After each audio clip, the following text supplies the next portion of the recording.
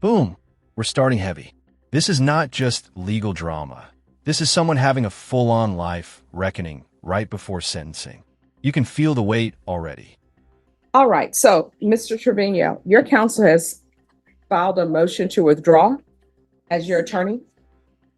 And counsel, you're saying there's a breakdown in communication? Yes, Your Honor. All right. Is this breakdown, you're giving him advice and he doesn't want to follow it? I think it's more than that, Your Honor. He has three misdemeanors as well. Judge Jimenez withdrew me on those cases. And, when he tells me I'm dismissed, then I don't think we can. All right. So here's the thing. You are in felony court. Today is your plea deadline date. This is already spicy. When your own lawyer wants to quit, you know communication has completely broken down. This is a judge's nightmare scenario right before trial. As a defendant, people think their rights are, oh, I get to decide how this case is going to be tried. I get to decide strategy. I get to decide this and that. No, you do not.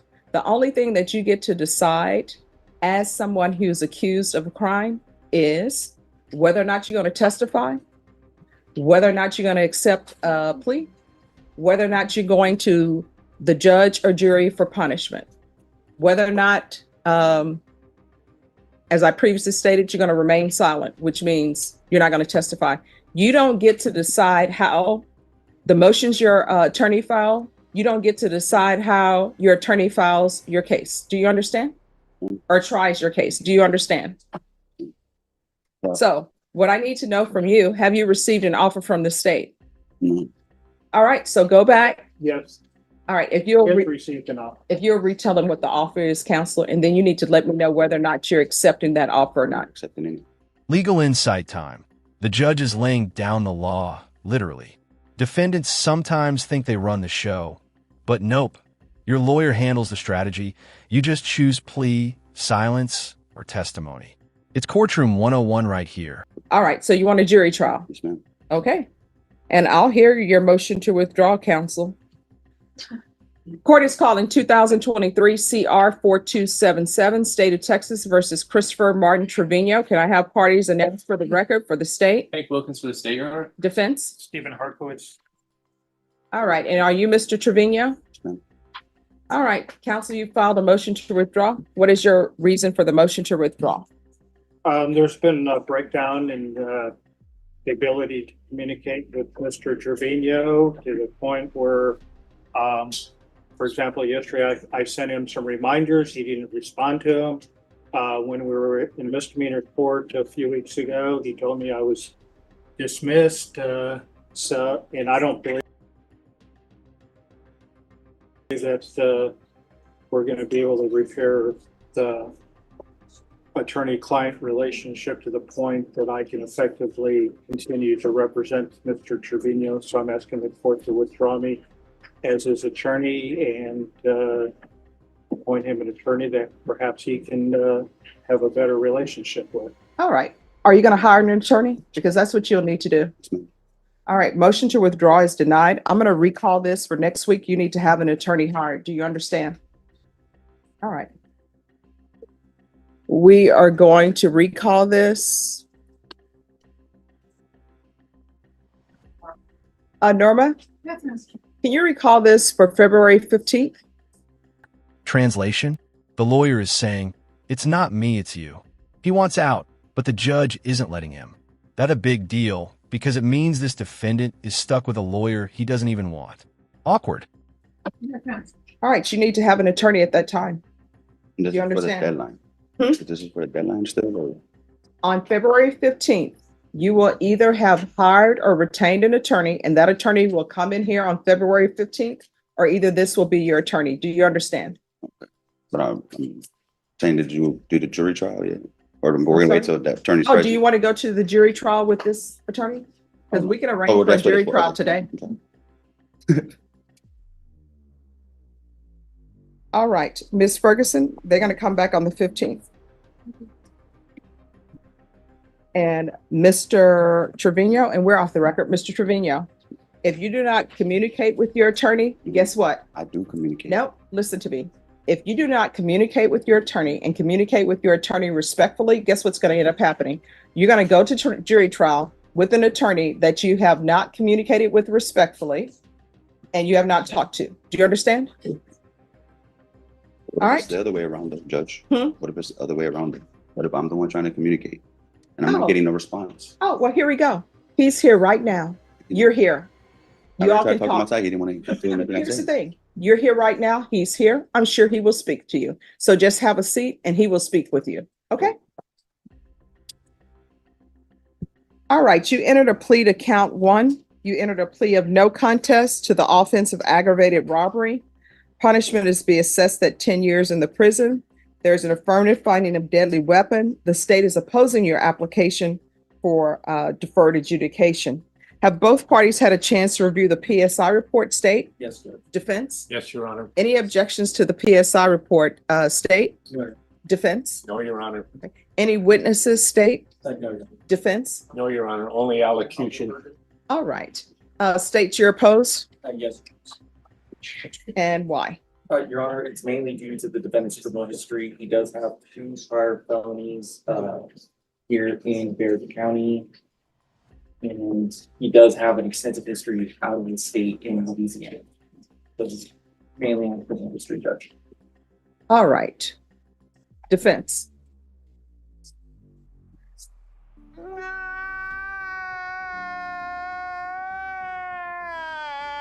May I present his allocution in writing? I've shown it to the prosecutor already. And no objection, Judge. All right. Yes, you may.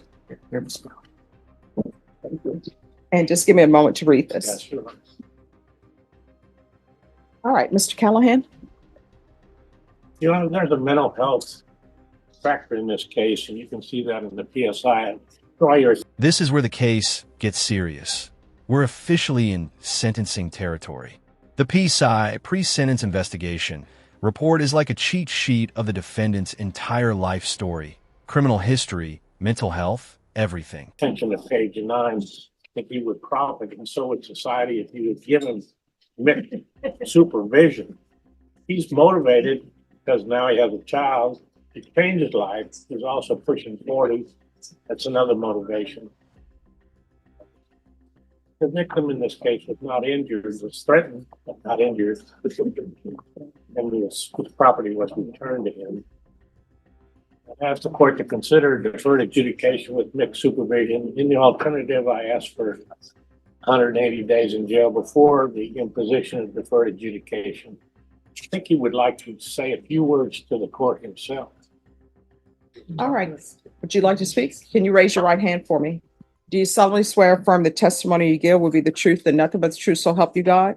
Yes, ma'am. All right, you can lower your hand, state your name for the record. Name is Claudel Dwayne Kearney. All right. Defense?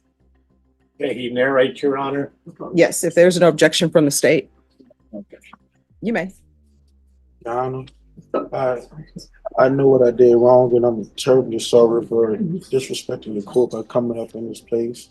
And I recently lost 2 jobs, and I was hit by an 18-wheeler inside of an Uber, and that's how I lost both of my jobs.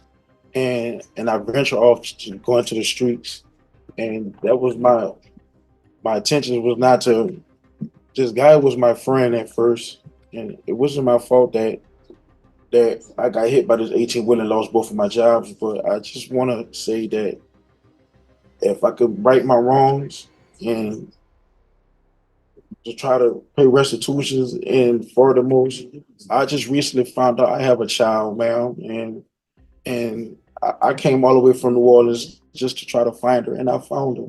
And I deeply apologize, Ms. Boyd, if I know my record is bad, and I'm a good person. I come from a military family, and it's about accountability and holding myself accountable. If I'm wrong, I know what I did, but if I can fix it, man, I have one chance just to fix it. That's all I'm asking. Anything further? And recently my brother just passed away, who I stay with. He went to sleep and never woke back up. He had a heart attack. And my little cousin, I just missed both of their. Whoa. This allocution defendant's personal statement, is powerful. He's talking about losing jobs, losing family, even finding out he has a child. This is his last shot to humanize himself before the judge decides his future. Do you think this will sway the judge? Funerals, man. I'm sitting in this jailhouse and I'm realizing how many people is passing away, and time does not stop when you come to a place like this. And I'm tired of my conscience is eating up at me for what I did wrong. But this the hand that I had chose, this the bed that I chose to lay in. And if I can fix it with the victim and help him out as well to try to pay it forward, man, I will. And I will be sure to do that and try to.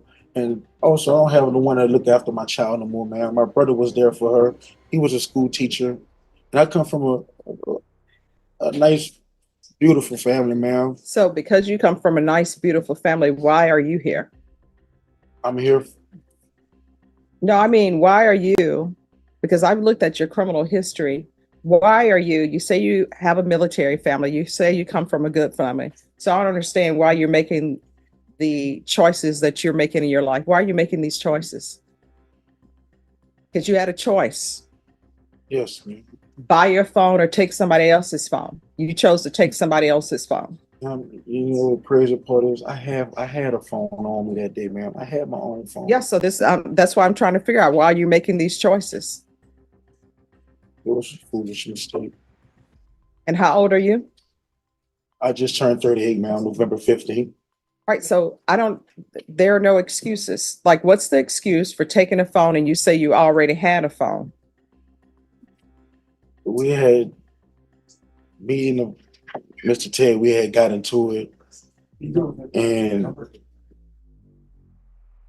it was a foolish mistake. I should never did it. No, it was a choice, not a mistake. Yes, ma'am. So I'm trying to figure out, why are you making these choices? You tell me you come from a good family. You have a military family. You now have a daughter in your life, and you came all the way here to find your daughter. You find your daughter, and then you're making these choices. Yes. So I'm trying to figure out why. Okay. I had lost my job, both of them. I was working at Taco Bell in a Ford warehouse, man. And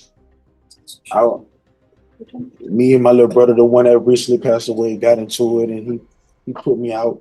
And I really didn't have nowhere to go. I was on the streets, man. What about your sisters? My sisters, I have 9 brothers and sisters. Once you do one person something wrong in my family, the entire family mad at me. And I didn't have nowhere to go, man.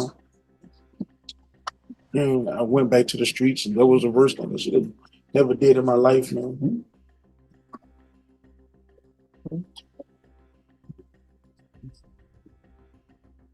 All right. Is there anything else? Nothing further, Your Honor.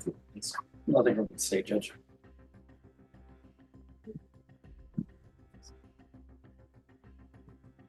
All right. What are you requesting? Nick Miles supervision, Your Honor, and deferred adjudication has. The judge is pressing hard here. And notice, she's framing everything as choices, not mistakes. This is classic tough love judicial style. You had options, you picked the wrong one. But in the alternative, 180 days in jail is a condition of deferred adjudication. And state, what are you requesting? We're opposed to the application for deferred adjudication. We're asking that it was a 10 opposed that you oppose that such. Okay. All right, probation. Yes, Judge. And this is just because I love to have more information than not information. This is not saying I'm going to rule one way or the other. Nice. Can you explain why DDRF is saying that he does not meet their targeted population, but according to the report I'm reading, it says in 2003, he was in DDRF. Your Honor, those are reviewed on a yearly basis. So in 2003, he may have met, and now he does not. I'll look more into the case. Can I have a name, please? It's Claudel Carney. All right, everyone have a seat. I'm gonna think about this. May I address the court vote? Yes, It's 2022, 23, not 2003. All right. Thank you. All right, the attorneys on Claudel Carney. Here, President. All right. Counsel, I need to think about this some more and get some more information. So we're gonna recall it for 1:30 today. Your Honor, may I have 1:30 tomorrow? I have a 2 o'clock. The only reason why is because if I give him probation, it would have to be today. Can I go 4 o'clock? May I have 4 o'clock? No, because then that helps messes with the deputies. Can I have 5 o'clock? Oh, absolutely not. All right, if we can recall it for a different day, but everything's gonna be. Tomorrow, Your Honor? Let me see. Norma, can you bring Mr. Carney back? I understand. Not for tomorrow, but if we can bring him back next week. I can do Tuesday. Tuesday. All right. Thank you, Judge. All right, we'll see you on Tuesday. That's the 13th. Cliffhanger alert. The judge is taking this under advisement. That means she's not rushing a decision. Next appearance is going to be huge because it'll determine whether this man walks out on probation or heads to prison.